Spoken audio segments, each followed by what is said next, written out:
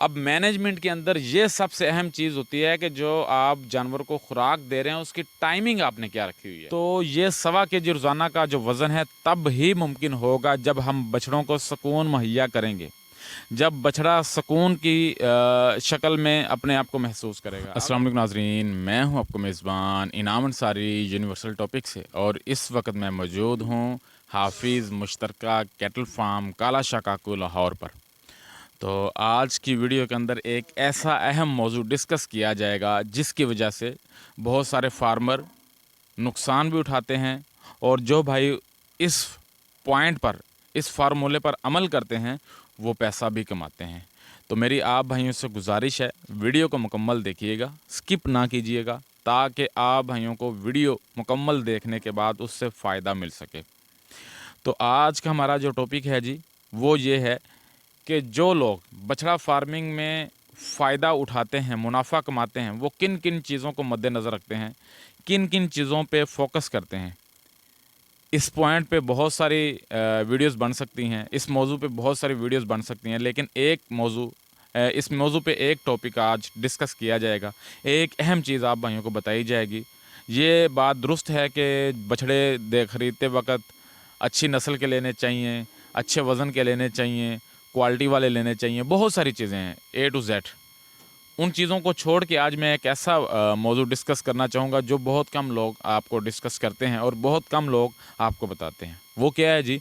वो ये है कि आपकी जो मैनेजमेंट है वो सबसे अच्छी होनी चाहिए। अगर आपकी ख़रीदारी, ये सारी चीज़ें अच्छी हो जाएँ, उसके बाद आपकी मैनेजमेंट अच्छी ना होगी, फार्म पर आपकी गहरी नज़र नहीं होगी, फार्म पर आपका कंट्रोल नहीं होगा, तो आपके जो बछड़े हैं वो ग्रोथ नहीं करेंगे, वो वज़न नहीं बढ़ाएँगे और आपको फ़ायदा नहीं होगा। मैनेजमेंट कैसे अच्छी की जा सकती है?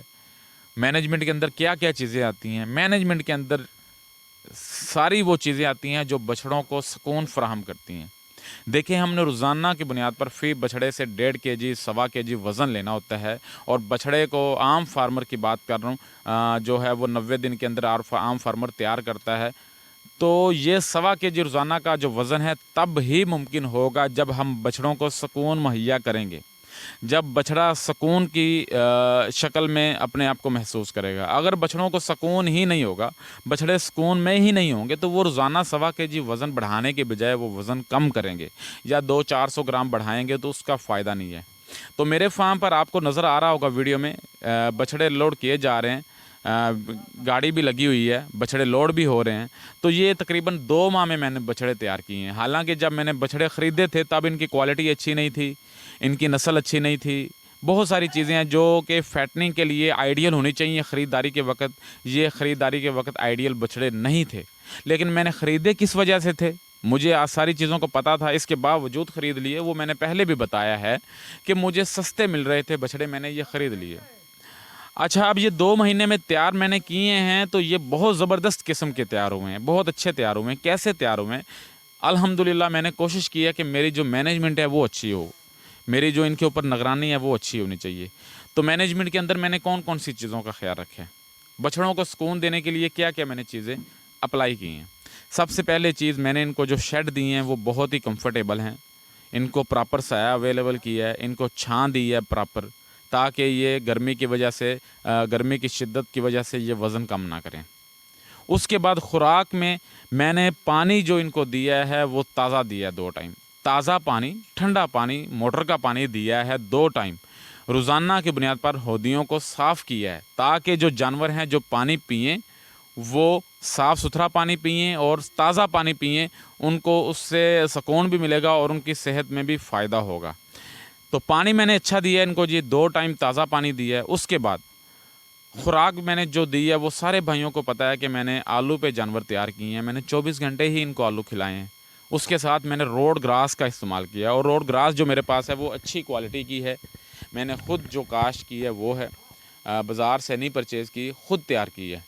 तो जो रोड ग्रास है वो भी अच्छी क्वालिटी की है। जो आलू हैं वो भी ज़बरदस्त किस्म के, छोटा साइज़, साफ़ सुथरा आलू खिलाया है। अब मैनेजमेंट के अंदर ये सबसे अहम चीज़ होती है कि जो आप जानवर को खुराक दे रहे हैं उसकी टाइमिंग आपने क्या रखी हुई है। बाज़ फार्मर गलती ये करते हैं कि वो फ़र्ज़ करें सुबह 8 बजे फीडिंग करते हैं, एक दिन 8 बजे फीडिंग कर दी, दूसरे दिन 10 बजे फीडिंग कर दी, तीसरे दिन फिर 8 बजे कर दी। तो जानवर का जो मैदा है वो डिस्टर्ब होता रहता है, जानवर का मैदा आगे पीछे होता रहता है। आपने खुराक की जो टाइमिंग रखनी है वो एक ही रखनी है। मैं 2 टाइम जो है फीडिंग करता हूँ। सुबह फीडिंग जो मेरी हो जाती है 6 बजे और शाम को 5 बजे मेरी फीडिंग हो जाती है, 1 घंटा पहले हो जाती है। तो ये मेरी रोज़ाना की रूटीन है। सुबह 6 बजे फीडिंग का मतलब 6 बजे ही है, 6:30 भी नहीं होना, और शाम को 5 बजे का मतलब 5 बजे है, 6 बजे भी नहीं होना।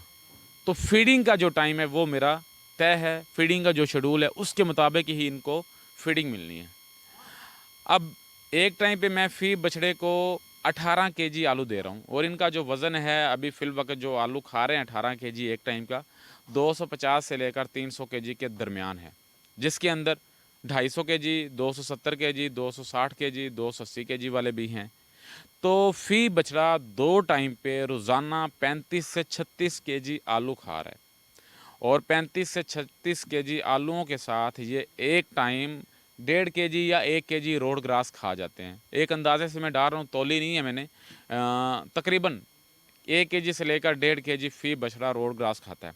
और रोड ग्रास का जो मेरी टाइमिंग है जी, वो मैं शाम को फीडिंग खिलाने से 2 घंटे पहले या 2.5 घंटे पहले इनको देता हूँ जी रोड ग्रास। पहले ये रोड ग्रास खा लेते हैं, फिर ये रोड ग्रास खाने के बाद, चूँकि रोड ग्रास खुशक होती है, रोड ग्रास की है मेरे पास, रोड ग्रास खाने के बाद इनको प्यास की शिद्दत महसूस होती है, तो ये पानी पीते हैं, ताज़ा पानी पिलाया जाता है, हौदियाँ भर दी जाती हैं। तो ये सारे बछड़े रोड ग्रास खाने के बाद शौक़ से खाते हैं, बहुत शौक़ से रोड ग्रास खाने के बाद फिर पानी पीते हैं, तो इनका पेट भर जाता है। जब ये रोड ग्रास खा लेते हैं, पानी पी लेते हैं, तो फिर शाम को इनको फीडिंग आलूओं की दी जाती है, जो कि सारी रात ये आलू खाते रहते हैं। जो आलू मैं इनको डालता हूँ जी 18 केजी, ये 3 से 4 घंटे में आलू खा जाते हैं, खुरलियाँ खाली कर जाते हैं।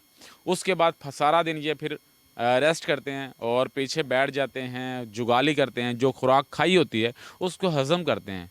जब जानवर खुराक खा लेता है, पीछे बैठ जाता है, खुराक को हज़म करता है, जुगाली करता है, तो फिर ही जानवर ग्रोथ करता है। नए फार्मर क्या करते हैं जी, जानवर को खुराक देते रहते हैं, उसको रेस्ट नहीं करने देते हैं। उनका ज़हन शायद ये होता है कि जितनी ये खुराक ज़्यादा खाएँगे उतना ज़्यादा वो गोश्त बनाएँगे, उतना ज़्यादा वो फरबा होंगे। हालाँकि ऐसा बिल्कुल भी नहीं होता। जानवर जब तक अपनी खुराक हज़म नहीं करेगा, जानवर आपको मतलूबा रिज़ल्ट, आपकी मर्ज़ी का वज़न नहीं देगा। तो अगर आप बार-बार खुराक देते जाएँगे, जानवर खुराक हज़म प्रॉपर नहीं कर सकेगा, उसका मैदा प्रॉपर काम नहीं कर सकेगा, वो एक साइड से खुराक खाएगा और दूसरी साइड से खुराक निकालता जाएगा। तो अपने फार्म पर मैनेजमेंट बेहतरीन कर लें, खुराक की मैनेजमेंट और जानवर को सुकून देने के लिए जो-जो इक़दामात आप कर सकते हैं वो।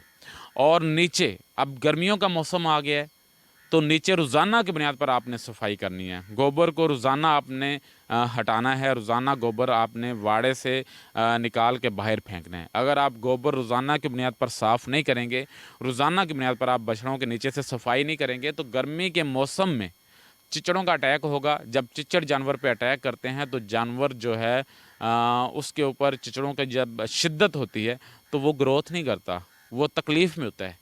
अगर जानवर आपका तकलीफ़ में होगा तो वो वज़न नहीं करेगा। देखें, अगर आपने रोज़ाना 1.25 केजी, 1.5 केजी वज़न लेना है, तो आपको जानवर को पुरसुकून माहौल देना पड़ेगा, जानवर को सुकून में रखना पड़ेगा। तब ही आपका जानवर रोज़ाना की बुनियाद पर 1.25 केजी, 1 केजी, 1.5 केजी वज़न देगा। वो फिर आप पे डिपेंड करता है आपकी खुराक किस तरह की है, आप कितना वज़न ले लेते हैं। मैं अल्हम्दुलिल्लाह आलू पे बाज़ जानवर मुझे रोज़ाना 2 केजी भी वज़न दे रहे हैं, और ये मेरा दावा है कि जो ग्रोथ जानवर आलू पर करता है किसी और खुराक पर नहीं करता। लेकिन इसका मतलब ये नहीं है कि आप बाज़ार से सब्ज़ी वालों से 30 रुपए 20 रुपए किलो आलू लेना शुरू कर दें। आलू भी आपको मुनासिब कीमत पर मिलना चाहिए। 5 रुपए 6 रुपए किलो अगर आपको आलू मिले तो फिर आप आलू का इस्तेमाल करें, और आलू आपको भरपूर फ़ायदा देगा, भरपूर रिज़ल्ट देगा। तो अभी ये जानवर लोड किए जा रहे हैं जो हमने 2 महीने में तैयार किए हैं। कुछ जानवर भाइयों ने लोड कर लिए हैं गाड़ी में, बाकी और जानवर भी लोड हो रहे हैं। तो ये कुछ 2-3 गाड़ियां जानवरों की तैयार हो गई हैं 2 महीने में, जिनको आज शाम को फैक्ट्री भेजा जाएगा और इनकी स्लॉटरिंग करवाई जाएगी। तो आप भाइयों को आखिर में एक अहम बात बताता चलूँ, ये जितना व्लॉग हम डाल रहे हैं ये एक मुश्तरका प्रोजेक्ट है। इसके अंदर ओवरसीज़ पाकिस्तानियों की बहुत ज़्यादा तादाद है और पाकिस्तानियों की तादाद है जिनकी इन्वेस्टमेंट है, जिन्होंने हमें पैसे दिए हैं। हम इन पैसों के ज़रिए मुश्तरका फार्मिंग कर रहे हैं और हम इस फार्म पर तकरीबन 300 बछड़ा करना चाहते हैं और अल्हम्दुलिल्लाह हमें बहुत पॉजिटिव रिज़ल्ट मिल रहे हैं। बहुत अच्छी इन्वेस्टमेंट, हमारी तवक्को से ज़्यादा लोग जो है इन्वेस्टमेंट कर रहे हैं इस मुश्तरका प्रोजेक्ट के अंदर और अल्हम्दुलिल्लाह तकरीबन 200 के करीब बछड़े हो चुके हैं। तो ये इन्वेस्टमेंट जो है ये आप भाइयों की है, आप भाइयों के तावन से ये फार्म चल रहा है। तो जो भाई भी रिज़्क़े हलाल कमाना चाहते हैं, घर बैठे रिज़्क़े हलाल मुनाफा कमाना चाहते हैं, वो मेरे साथ रब्ता कर सकते हैं। ये 300 बछड़े का फ्लॉग है जी इस फार्म पे। और एक बात वाज़े करता चलूँ कि 300 बछड़े का जो फ्लॉग हम डाल रहे हैं इसके अंदर कुर्बानी वाले जानवर भी हैं, गोश्त वाले जानवर भी हैं। जो गोश्त वाले जानवर तैयार हो जाते हैं उनको हम स्लाटर के लिए फैक्ट्री भेज देते हैं और उनकी जगह पे जानवर और ले आते हैं। अभी आज जो जानवर लोड हो रहे हैं इनकी जगह पे जानवर और आ जाएंगे। फैक्ट्री भेजने का मकसद क्या है? सिर्फ़ और सिर्फ ये मकसद है जो जानवर तैयार होता है उसको स्लाटर करवाएं, उससे अपना मार्जिन निकाल लें और उन्हीं पैसों को आगे यूटिलाइज़ करें, आगे सर्कल में लेके आएँ। जितने सर्कल आपके ज़्यादा होंगे, जितने पैसे को आप ज़्यादा घुमाएंगे, जितने आपके फ्लॉग ज़्यादा निकलेंगे, उतना मुनाफा आपका ज़्यादा होगा। तो हमारी कोशिश है ज़्यादा से ज़्यादा कुर्बानी तक बछड़ों को तैयार करके बार बार निकाला जाए और उनको रेडी किया जाए और उनसे मुनाफा कमाया जाए। तो इसलिए 2 महीने का हमारा टारगेट होता है। 2 महीने में हम फैटनिंग वाला जानवर जो है वो तैयार करके अपने फार्म से निकाल देते हैं। तो इंशाल्लाह हमारी कोशिश है कि अपने इन्वेस्टर भाइयों को अच्छा मुनाफा देंगे। तो जो भाई भी हाफिज़ मुश्तरका कारोबार के साथ इन्वेस्टमेंट करना चाहते हैं वो मेरे साथ रब्ता कर सकते हैं। ये जो फ्लॉग चल रहा है ये कुर्बानी तक चलेगा और कुर्बानी के टाइम पे एक दफ़ा सारा फार्म खाली किया जाएगा। जितना मुनाफा आएगा उसके 3 हिस्से किए जाएंगे जी मुनाफे के। एक हिस्सा हाफिज़ मुश्तरका कारोबार की टीम रखेगी और 2 हिस्से आप भाइयों के होंगे। तो मैं उम्मीद करता हूँ जी जो भाई हमारी वीडियो देख रहे हैं वो इंशाल्लाह हमारे साथ बहुत जल्द रब्ता करेंगे ताकि हमारा 300 बछड़े का जो फ्लॉग है वो कंप्लीट हो सके। और इंशाल्लाह मैं ये दावा करता हूँ कि हमारी टीम आपको मायूस नहीं करेगी और बहुत अच्छा मुनाफा देगी। मुश्तरका फार्मिंग के हवाले से आप कोई भी सवाल करना चाहते हैं या जो भाई भी इन्वेस्टमेंट करना चाहते हैं उनके जहन में कोई भी सवाल आते हैं तो वो मेरे साथ रब्ता कर सकते हैं। इंशाल्लाह एक एक चीज़ आप भाइयों को वाज़े की जाएगी और आप भाइयों को इस चीज़ का यकीन दिलाया जाएगा कि आपका जो कीमती सरमाया है, आपकी जो कीमती इन्वेस्टमेंट है वो हमारे पास महफूज है, हमारे पास सेफ़ है और इंशाल्लाह उससे आपको रिज़्क़े हलाल मिलेगा। तो मेरा नंबर आप भाई नोट फरमा लें 0301 40 38 025 0301 40 38 025। मेरे भाइयों से रिक्वेस्ट है कोशिश करिएगा इस नंबर पर व्हाट्सअप बना हुआ है और व्हाट्सअप पर मुझे वॉइस मैसेज करें तफसील के साथ। इंशाल्लाह मैं तफसील के साथ आप भाइयों को रिप्लाई करूंगा। तो आज के लिए इतना ही। अपने मेज़बान इनाम अंसारी को हाफिज़ मुश्तरका कारोबार की टीम की जानिब से दीजिएगा इजाज़त। आज के लिए इतना ही। अल्लाह ने के बाद।